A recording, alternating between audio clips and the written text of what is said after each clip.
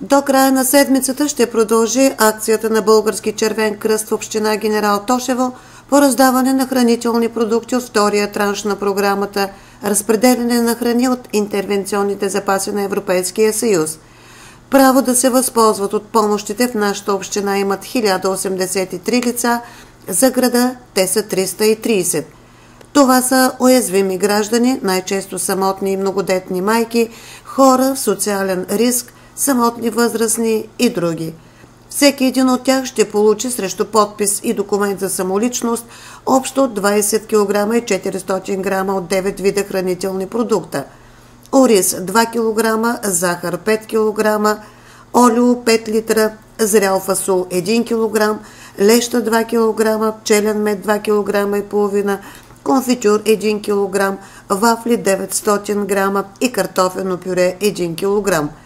По селата хранителните пакети ще бъдат раздадени от кметовете и кметските наместници съвместно с екип на Български червен кръст. Списъците на правоимащите лица са изготвени от Агенцията за социално подпомагане и в тях са включени хора, попадащи в категориите лица, получавали целеви помощи за отопление от държавата за сезон 2012-2013, неосигурени майки, осиновителки, получавали през преходната календарна година месечни помощи за отглеждане на дете до 1 година от Закона за семейните помощи за деца, семейства, получили през предходната календарна година еднократна целева помощ за покриване на част от разходите в началото на учебната година,